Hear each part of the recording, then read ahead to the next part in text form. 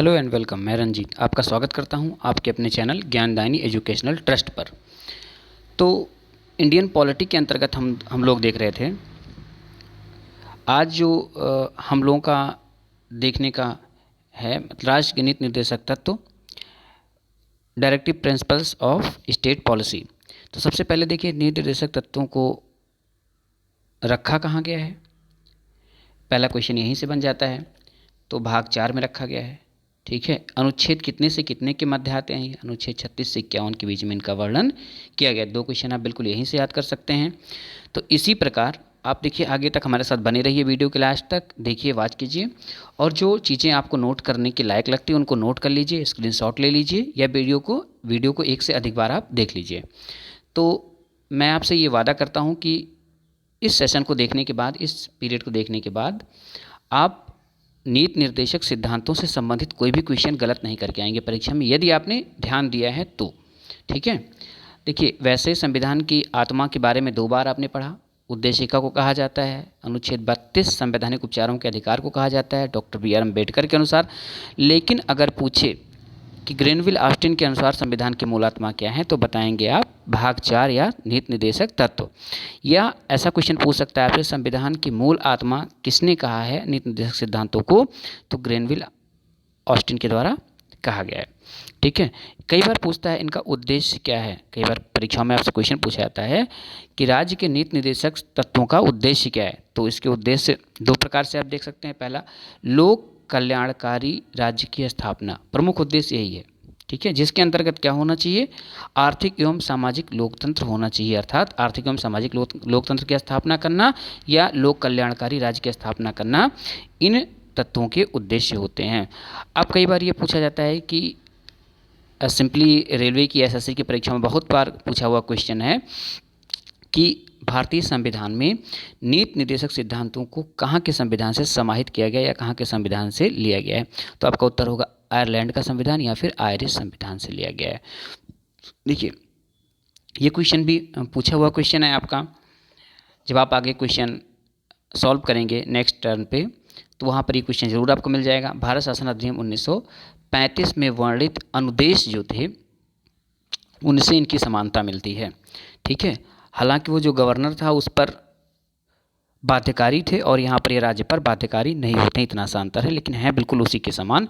भारत शासन अधिनियम 1935 में वर्णित अनुदेशों से इनकी समानता मिलती है। चलिए नेक्स्ट, इनकी प्रकृति कैसी है? बहुत ही इंपॉर्टेंट है आपके लिए जानना, इनकी प्रकृति कैसी है। ये गैर न्यायोचित हैं। ठीक है, गैर न्यायोचित हैं।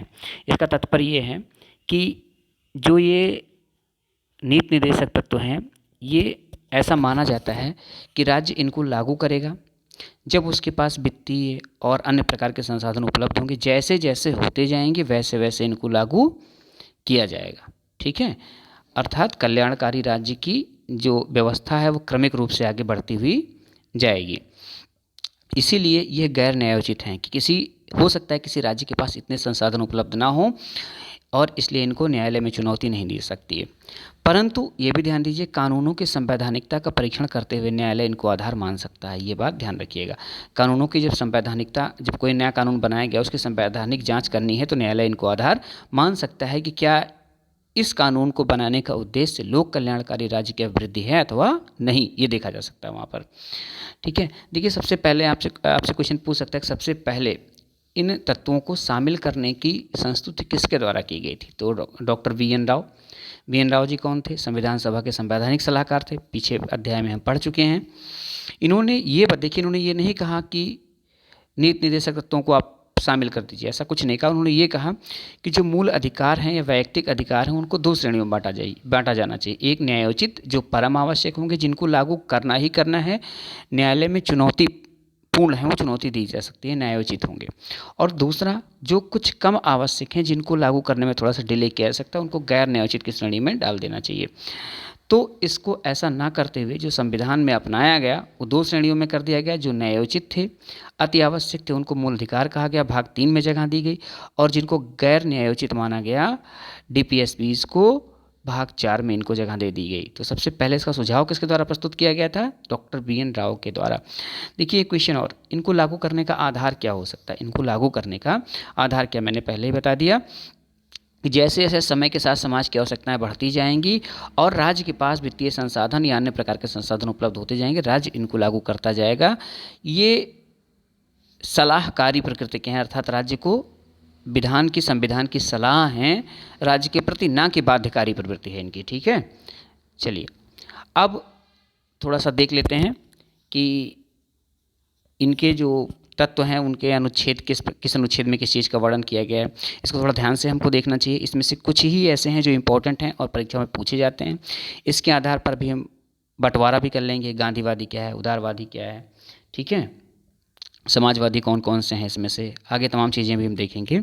लेकिन सबसे पहले ये देख लेते हैं कि कौन कौन से जो क्वेश्चंस पूछे जाते हैं। देखिए अनुच्छेद 36 राज्य की परिभाषा, अर्थात जो यहाँ बार बार राज्य शब्द का प्रयोग हो रहा है, राज्य ऐसा करेगा, राज्य को ऐसा करना चाहिए, राज्य को ये करना चाहिए, राज्य को न्याय सुनिश्चित करना चाहिए, राज्य को लोक कल्याण के आधार पर कार्य करना चाहिए। तो वो राज्य क्या है, तो वहाँ राज्य की परिभाषा दी गई है। फिलहाल राज्य की परिभाषा वही जो भाग 3 में दिया गया है। अनुच्छेद 37 क्या कहता है, इस भाग में समाहित सिद्धांतों, अर्थात जो भाग 4 के सिद्धांत हैं उनको लागू कैसे करना है ये बताएगा। फिलहाल ये सब इंपॉर्टेंट नहीं है। अनुच्छेद 38 आपका क्या कह रहा है, राज्य द्वारा लोक कल्याण हेतु सामाजिक व्यवस्था बनाना। देखिए अनुच्छेद 39 आपका थोड़ा सा इंपॉर्टेंट है, राज्य द्वारा अनुसरण किए जाने वाले कुछ सिद्धांत। ठीक है, कुछ सिद्धांत, इसमें कई बार पूछा जाता है स्त्रियों पुरुषों को समान कार्य के लिए समान वेतन, ऐसा कहाँ पर वर्णित है, तो आप नीति निर्देशक तत्वों में वर्णित है, ऐसा बताएंगे। किस अनुच्छेद में वर्णित है, तो अनुच्छेद 39। ठीक है, अनुच्छेद 39। और धन व उत्पादन के संकेंद्रण को रोकना इसी में है। सभी नागरिकों को जीविका के पर्याप्त साधन उपलब्ध कराना ये राज्य का कर्तव्य है, अगर उसके पास संसाधन हो तो। ठीक है, बार बार ध्यान रखिएगा, अगर उसके पास संसाधन हो तो ऐसा करना राज्य का कर्तव्य है, ऐसा आवश्यक नहीं राज्य ऐसा करे ही करे। तो यहाँ से एक क्वेश्चन काफ़ी इंपॉर्टेंट है, स्त्रियों पुरुषों को समान वेतन, समान कार्य के लिए समान वेतन, तो अनुच्छेद 39 में ऐसा कहा गया। चलिए अनुच्छेद 39A या 39 का क्या कहता है, समान न्याय व गरीबों को निःशुल्क विधिक सहायता। ठीक है, ये न्याय का प्रशासन सुनिश्चित करने वाला अनुच्छेद प्रतीत होता है, ऐसा है इसमें। अर्थात ये कहा जा सकता है कि आर्थिक आधार पर कोई भी गरीब व्यक्ति जिसके पास आर्थिक संसाधन ना हो न्याय से वंचित नहीं हो सकता है। ठीक है, तो अनुच्छेद 39A में ऐसा कहा गया। अनुच्छेद 40 मोस्ट इम्पॉर्टेंट, इसको कहीं नोट कर लीजिए, 50वां बार का आया हुआ क्वेश्चन है। अनुच्छेद 40 कहता है कि प्रशासन सत्ता को विकेंद्रित करने के लिए राज्य जो है वो ग्राम पंचायतों के ग्राम पंचायतों के गठन की व्यवस्था करेगी। ठीक है, तो ऐसा अनुच्छेद 40 में कहा गया है, ग्राम पंचायतों के गठन से संबंधित कोई अनुच्छेद। अनुच्छेद 41 कुछ दशाओं में काम पाने का, शिक्षा पाने का व लोक सहायता प्राप्त करने का अधिकार या निर्देश राज्य को, ठीक है, दिया गया अनुच्छेद 41 में, कुछ दशाओं में काम पाने का।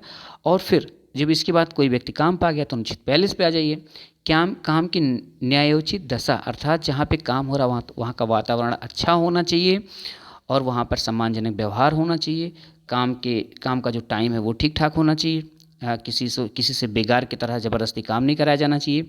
ये सब अनुच्छेद 42 में कहा गया है।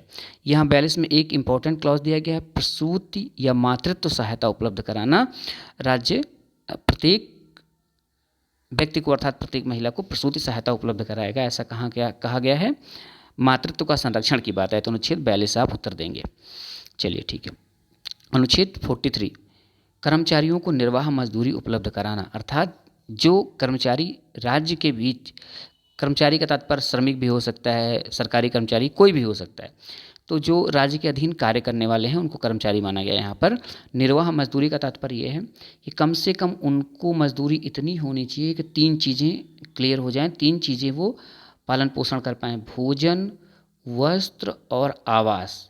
उनकी मजदूरी इतनी होनी चाहिए, निर्वाह मजदूरी के अंतर्गत ये आता है कि भोजन, वस्त्र और आवास, रोटी कपड़ा मकान, ऐसा मान सकते हैं, रोटी कपड़ा और मकान की अवधारणा सुनिश्चित हो जानी चाहिए, ऐसा अनुच्छेद 43 में कहा गया। 43 का ए, वैसे ए से भी ज़्यादा बी बहुत ज़्यादा इंपॉर्टेंट है परीक्षाओं के लिए, सहकारी समितियों के गठन को राज्य प्रोत्साहन देगा, ऐसा कहाँ कहा गया, 43B में कहा गया, या 43 के खा में कहा गया है। ठीक है, तो याद रखिएगा, ये भी इंपॉर्टेंट है काफ़ी। अनुच्छेद 43A उद्योगों के प्रबंधन में कर्मचारियों की सहभागिता होनी चाहिए, ऐसा 43A में कहा गया। देखिए अनुच्छेद 44 बहुत बार का पूछा हुआ क्वेश्चन है, समान नागरिक संहिता, यूनिफॉर्म सिविल कोड, ठीक है, ये अब तक सिर्फ एक राज्य में लागू है, वो भी गोवा ने ऐसा कर दिया है। देखिए यहीं पर आप समझ सकते हैं कि गोवा के पास संसाधन उपलब्ध हैं पर्याप्त, इसलिए ऐसा उसने कर दिया, अन्य राज्यों के पास नहीं, इसलिए अभी ऐसा करने में सक्षम नहीं हो पाए हैं, ठीक है। तो अनुच्छेद 44 देखिए 4 दोनों बराबर है, इसलिए सभी नागरिक समान होने चाहिए, उन पर समान नियम कानून लागू होने चाहिए, किसी भी जाति, धर्म या संप्रदाय से ताल्लुक़ रखते हो। अनुच्छेद 45 यहाँ कहा गया 14 वर्ष से कम आयु के बच्चों की शिक्षा का प्रबंध राज्य निःशुल्क और अनिवार्य रूप से करेगा, ठीक है। फिलहाल ये लागू हो चुका है भारत में, और हमारे यूपी में भी हर जगह लागू हो चुका है कि 14 वर्ष से कम आयु के बच्चे शिक्षा प्राप्त करेंगे। पहले ये 6 साल से कम आयु के बच्चों के लिए था, अब ये 14 वर्ष से कम आयु के बच्चों के लिए कर दिया गया संशोधन के द्वारा। चलिए अनुच्छेद 46 अनुसूचित जाति, जनजाति तथा कमजोर वर्गों के शैक्षणिक तथा आर्थिक हितों को बढ़ावा देना। अनुच्छेद 46 में ऐसा कहा गया कि राज्य ऐसा करने का प्रयास करेगा। अनुच्छेद 47 इसको ध्यान दीजिएगा, काफ़ी इंपॉर्टेंट है। देखिए स्वास्थ्यप्रद आहार उपलब्ध कराना, सबका जीवन स्तर सुधारना, और उसमें एक क्लॉज और शामिल है, शराब, नशीली दवाओं आदि पर किसी भी प्रकार की नशाखोरी पर प्रतिबंध, ठीक है, लेकिन शर्त यह है कि वो दवाएं गैर मेडिकल यूज़ की होनी चाहिए। नशीली दवाएं भी अगर मेडिकल यूज में आ रही हैं तो उन पर प्रतिबंध नहीं लगा सकता राज्य। चलिए, तो अगर पूछा जाए कि नशाखोरी पर प्रतिबंध लगाने वाला कौन सा अनुच्छेद है, तो अनुच्छेद 47 किस भाग में आता है? भाग 4 में, राज्य के नीति निर्देशक तत्वों के अंतर्गत। चलिए अनुच्छेद 48, यहाँ पे ये भी बहुत बार आया हुआ क्वेश्चन, देखिए जिस पर स्टार लगाया हुआ है मैंने, उसको देखते रहिएगा, उसको कहीं नोट कर लीजिएगा या स्क्रीनशॉट लेकर के अपने मोबाइल में आप सेव कर लीजिएगा। अनुच्छेद 48 कृषि एवं पशुपालन को बढ़ावा देना, जिसके अंतर्गत गाय, बछड़ा, अन्य दुधारू पशुओं की बलि पर रोक, अर्थात उनका स्लॉटर नहीं किया जा सकता। नस्ल सुधार अर्थात कृषि एवं पशुपालन, यहाँ से एक क्वेश्चन इस तरह पूछा जाता है, कृषि एवं पशुपालन पर वैज्ञानिक दृष्टिकोण आरोपित करना, ठीक है, अनुच्छेद 48 के अंतर्गत कहा गया है। अनुच्छेद 48A देखिए कृषि हो गया, आप ठीक से करेंगे, पशुपालन करेंगे तो पर्यावरण भी सुधर जाएगा, तो इसी से याद कर सकते हैं अनुच्छेद 48 और 48A एक साथ। 48A कहता है पर्यावरण संरक्षण, संवर्धन एवं वन्य जीवों की रक्षा करना। हम पर्यावरण के प्रति ध्यान देगा राज्य, उसके स्वास्थ्य पर संवर्धन पर विचार करेगा और जो वन्य जीव हैं उनकी रक्षा करेगा। अनुच्छेद 49 राष्ट्रीय महत्व के स्मारकों, स्थानों एवं वस्तुओं का संरक्षण करने का प्रयास करेगा राज्य, ऐसा अनुच्छेद 49 में कहा गया है। देखिए जब मैं बार बार ये कह रहा हूँ कि प्रयास करेगा, ऐसा करने की कोशिश करेगा, इसका तात्पर्य यह है कि वो बाध्यकारी नहीं है, राज्य अगर संसाधन उपलब्ध हो तो ऐसा करेगा, नहीं तो कोई बाध्यकारी नहीं है। अनुच्छेद 50 बहुत ही बार पूछा हुआ क्वेश्चन, SSC में कई बार आया हुआ है और अन्य परीक्षाओं में भी। न्यायपालिका का कार्यपालिका से पृथक्करण अनुच्छेद 50 में बताया गया है। अनुच्छेद 51 क्या कहता है? अंतर्राष्ट्रीय शांति एवं सुरक्षा को प्रोत्साहन देगा राज्य, ठीक है, ऐसा कहा गया। अब देखिए मैंने आपको बताया कि जो नीति निर्देशक तत्व है, नीति निर्देशक सिद्धांत हैं, इनको 3 वर्गों में बांटा गया है। तो समाजवादी सिद्धांत एक, गांधीवादी सिद्धांत और उदार बौद्धिक सिद्धांत। देखिए हम देख लेते हैं कि इनके अंतर्गत कौन कौन से सिद्धांत आ रहे हैं। तो इस क्रम में हम सबसे पहले समझेंगे कि समाजवादी सिद्धांत क्या होते हैं। देखिए यहाँ पे मैंने लिखा कम है, लिखने का उतना टाइम नहीं था, तो आप समझने का प्रयास ज़्यादा करिएगा, सुनिएगा, आवश्यकता पड़ेगा आपको तो कहीं नोट कर लीजिएगा, ठीक है। अगर आपको PDF चाहिए हो तो टेलीग्राम चैनल को ज्वाइन कर लीजिए, ज्ञानदायिनी क्लासेज नाम से है जो, ठीक है, वहाँ पे आपको प्रत्येक लेक्चर की PDF मिल जाया करेगी। तो यहाँ से समझने का प्रयास कीजिए और आवश्यकता पड़े तो लिखिए, ठीक है। देखिए समाजवादी सिद्धांत क्या होते हैं? इनका लक्ष्य होता है सामाजिक एवं आर्थिक न्याय प्रदान करना। इनका लक्ष्य क्या होता है समाजवादी सिद्धांतों का? सामाजिक व अर्थात समाज को सुदृढ़ बनाने से संबंधित जो होंगे वो कहे जाएंगे समाजवादी सिद्धांत। तो इनका लक्ष्य है सामाजिक आर्थिक न्याय प्रदान करना, लोक कल्याणकारी राज्य की स्थापना के लिए परम आवश्यक होते हैं, जिसके अंतर्गत अनुच्छेद 38, अब 38 क्या कहता है तो डिटेल में हम आपको बताते हैं।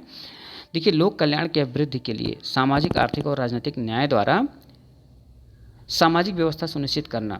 इसके अंतर्गत क्या क्या आएगा? आय, प्रतिष्ठा, सुविधाओं और अवसरों की असमानता को समाप्त करना, ठीक है।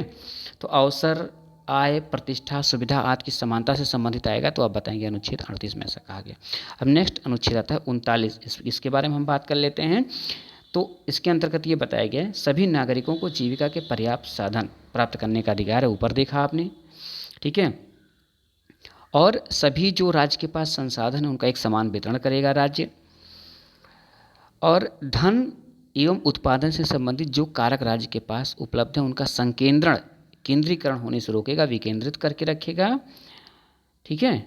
और बालकों के स्वास्थ्य, ठीक है, बालकों के स्वास्थ्य आदि की उचित व्यवस्था करेगा। अब देखते हैं 39 का क्या कहता है। 39 का क्या कहता है समान न्याय एवं गरीबों को निःशुल्क विधिक सहायता उपलब्ध कराई जाएगी। ठीक है। अर्थात कोई व्यक्ति गरीब है तो उसको सरकार अपने खर्चे पर मुकदमा लड़ने के लिए वकील उपलब्ध कराएगी, राज्य उपलब्ध कराएगा। ये इसमें कहा गया, 39 का में कहा गया। अनुच्छेद 41 समाजवादी के अंतर्गत आता है। देखिए जो जो अनुच्छेद लिखे हैं ये समाजवादी सिद्धांत के अंतर्गत आते हैं। ठीक है। अनुच्छेद 41 में क्या कहा गया है, काम पाने के लिए अर्थात अधिकार, यहाँ अधिकार तो हम नहीं कह सकते लेकिन ये प्रत्येक व्यक्ति को राज्य कार्य उपलब्ध कराएगा और प्रत्येक बालक को शिक्षा उपलब्ध कराएगा। और कोई व्यक्ति बीमार है, बूढ़ा हो गया है, आदि दशाओं में लोक सहायता उसको उपलब्ध कराई जाएगी राज्य के द्वारा, ऐसा बताया गया। अब अनुच्छेद 42 की बात कर लेते हैं तो इसमें क्या कहा गया है कि इसमें तो एक मैंने पहले आपको बताया था कि प्रसूति संबंधी सहायता देगा राज्य, एक हो गया, ये भी सामाजिक अच्छाई को बढ़ा रहा है। ठीक है। दूसरा है कि जहाँ कार्य राज्य उपलब्ध कराएगा वहाँ की दशाएं अनुकूल और अच्छी होनी चाहिए। ठीक है। वहाँ पर किसी प्रकार का शोषण आदि नहीं होना चाहिए। अब अनुच्छेद 43 की बात थोड़ा सा कर लेते हैं। ये क्या कहना चाह रहा है, सभी कर्मचारियों के लिए निर्वाह मजदूरी, मैंने पहले आपको बता दिया था, निर्वाह मजदूरी का तात्पर्य आपने पहले जान लिया। 43 का उद्योगों के प्रबंधन में जो कार्मिक हैं वो भी भागीदार बन सकेंगे। राज्य को चाहिए कि उद्योगों के प्रबंधन में कार्मिकों की भागीदारी को बढ़ाए। ठीक है, ये हो गया। अनुच्छेद 47 क्या कहता है, मैंने कहा पोषाहार, जीवन स्तर सुधारना, पौष्टिक आहार उपलब्ध कराना और नशीली वस्तुओं पर प्रतिबंध लगाना। ठीक है। अब बात करते हैं गांधीवादी सिद्धांत।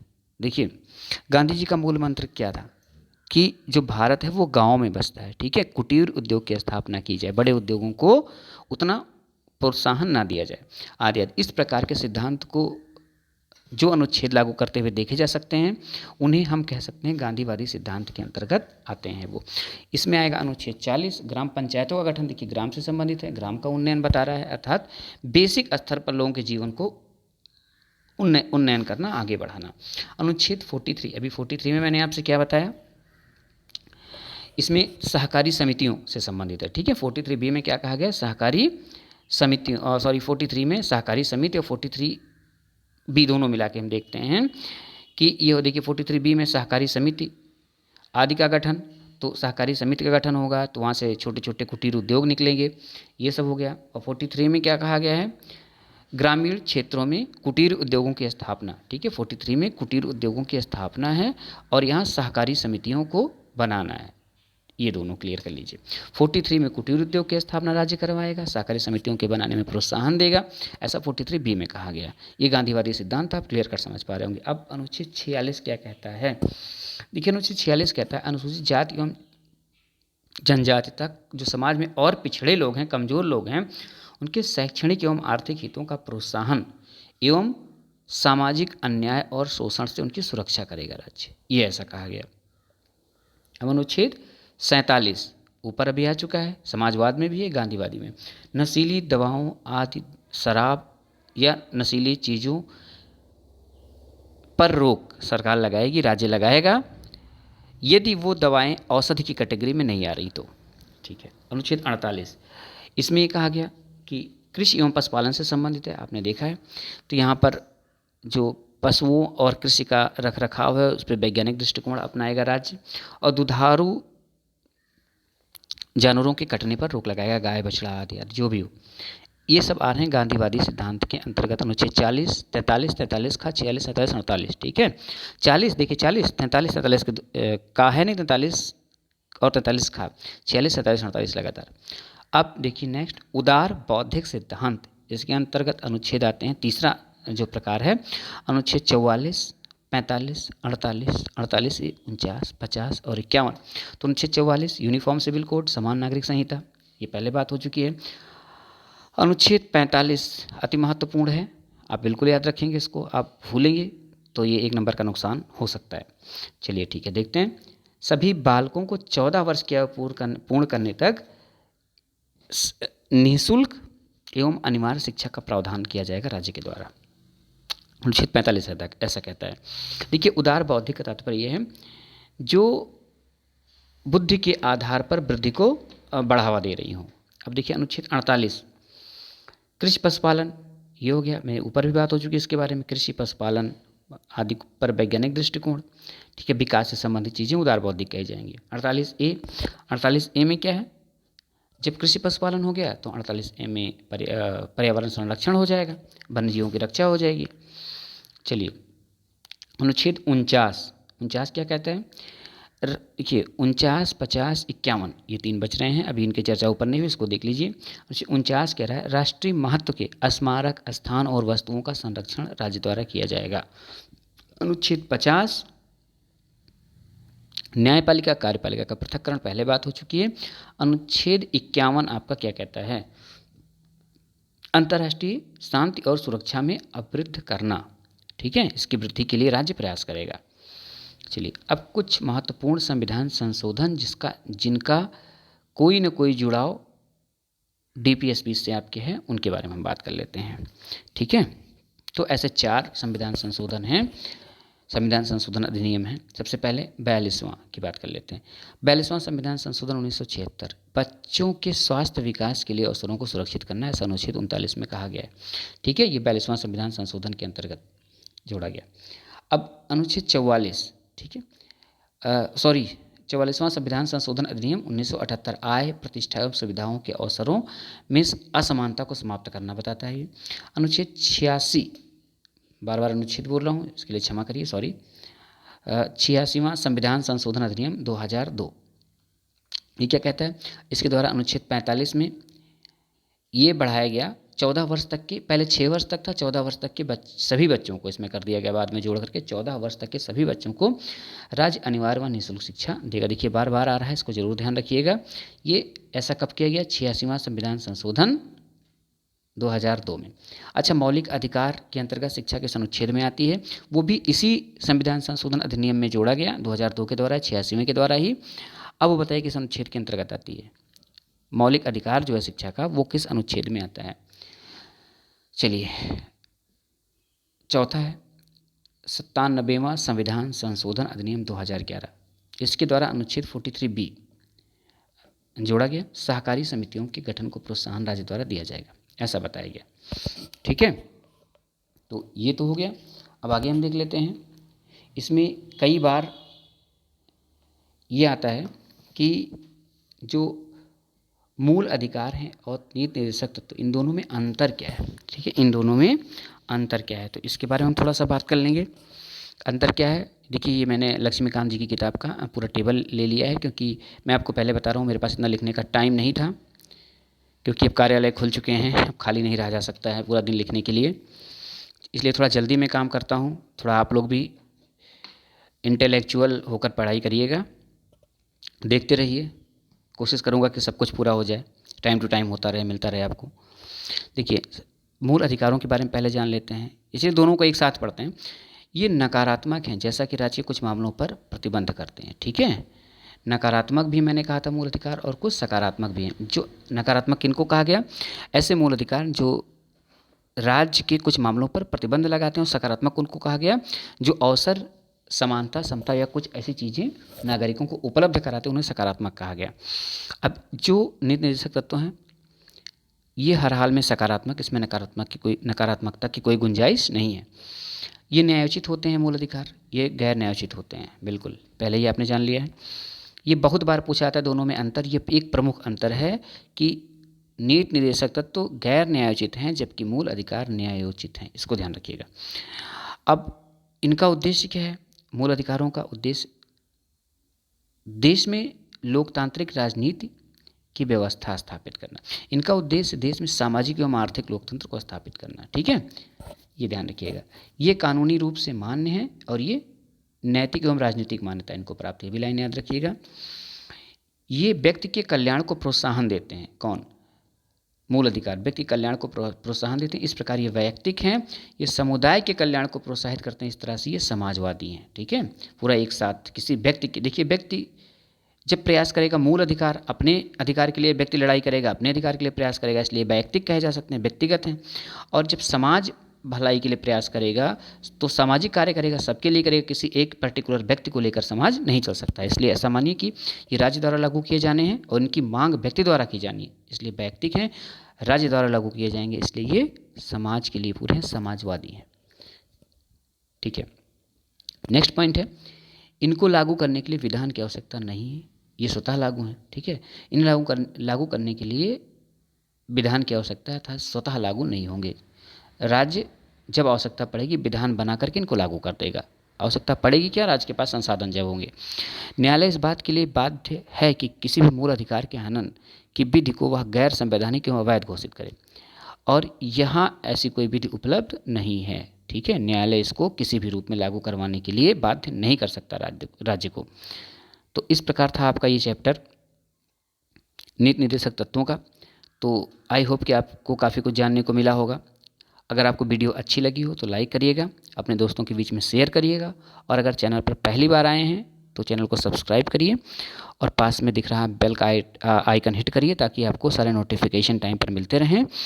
और वीडियो आपको नहीं पसंद आई हो तो प्लीज़ डिसलाइक करें और कमेंट सेक्शन में जाकर के लिखें कि आपने ऐसा क्यों किया, ताकि हम और आपके अनुसार सुधार कर सकें।